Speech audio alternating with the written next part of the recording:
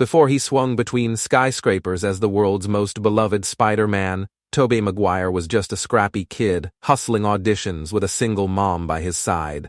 But behind that boyish smile and superhero fame lies a story of grit, reinvention, and surprising darkness. From struggling to afford rent to headlining billion-dollar blockbusters, and then vanishing from Hollywood's spotlight, Tobey's journey is far from your typical rise and fall.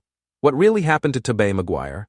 And why did one of the most iconic actors of the 2000s walk away from fame at its peak?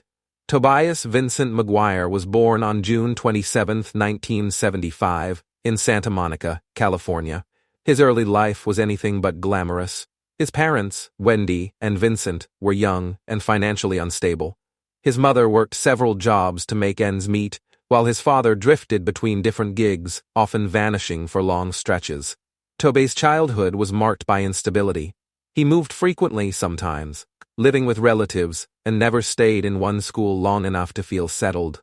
This instability bred a sense of resilience in Tobey from an early age. His mother, Wendy, dreamed of being a screenwriter and passed that ambition on to Tobey. When he was in 6th grade, he dropped out of school and began pursuing acting full-time. His baby-faced charm and quiet intensity got him roles in commercials and background parts in TV shows like Roseanne and Walker, Texas Ranger. While other kids his age were hanging out at malls or playing sports, Tobey was shuttling between casting calls, trying to land anything that paid. It was during this early grind that he met a fellow aspiring actor, Leonardo DiCaprio. The two struck up a friendship at auditions and quickly formed a bond over their shared struggles. They made a pact. If one of them landed a role, they'd recommend the other. That promise wasn't just talk. Leo would go on to keep it more than once. Tobey's breakthrough came with a string of critically acclaimed performances in the late 90s. In 1998's Pleasantville, he played a teenager transported into a 1950s sitcom world. The role showcased his subtle emotional range and caught the attention of Hollywood insiders. He followed it up with meaty roles in The Cider House Rules and Wonder Boys, proving that he had the chops to carry serious, character-driven films. By the early 2000s, Tobey Maguire wasn't just a promising young actor, he was on the verge of becoming a star. Then came the role that changed everything, Spider-Man. In 2002, Sam Raimi's Spider-Man hit theaters and instantly became a cultural phenomenon. Tobey's portrayal of Peter Parker was vulnerable, awkward, and earnest, qualities that resonated deeply with fans. Unlike the typical action heroes of the time, Tobey's Peter was relatable. He wasn't rich or cocky. He was just a kid trying to do the right thing while dealing with homework and heartbreak. The film smashed box office records and redefined what superhero movies could be. Overnight, Tobey went from indie darling to global icon, but fame came with a cost. Behind the scenes, Tobey was known for being intensely private and, according to some insiders, difficult to work with. He wasn't interested in playing the Hollywood game. He avoided parties, gave awkward interviews, and didn't cultivate the charming public persona expected of A-list stars. Some admired his authenticity. Others saw it as arrogance. By the time Spider-Man 2 came out in 2004, Tobey was battling back pain so severe he nearly lost the role. The studio even considered replacing him with Jake Gyllenhaal. Eventually, Tobey pushed through the pain and returned, and the sequel became an even bigger hit, widely regarded as one of the best superhero films ever made. However, the cracks were beginning to show.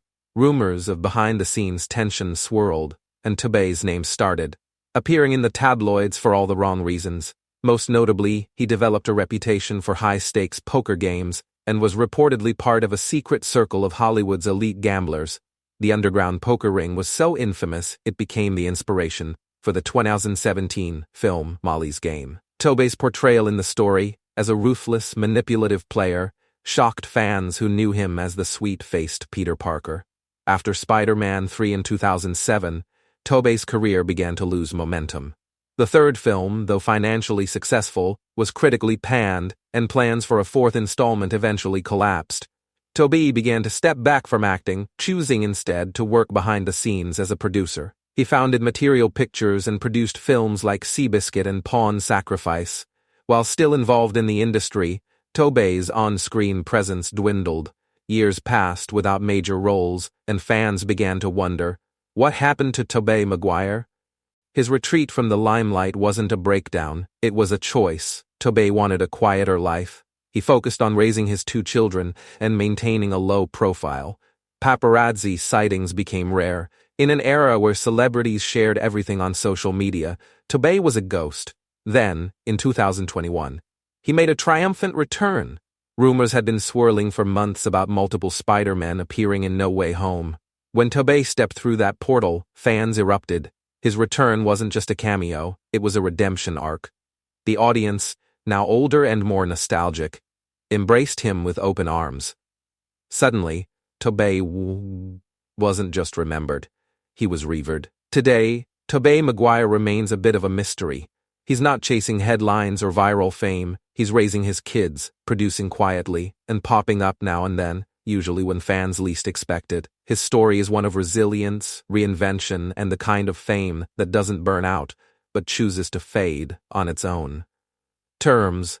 From humble beginnings to superhero heights and back into the shadows, Tobey Maguire's life isn't just a Hollywood story, it's a human one.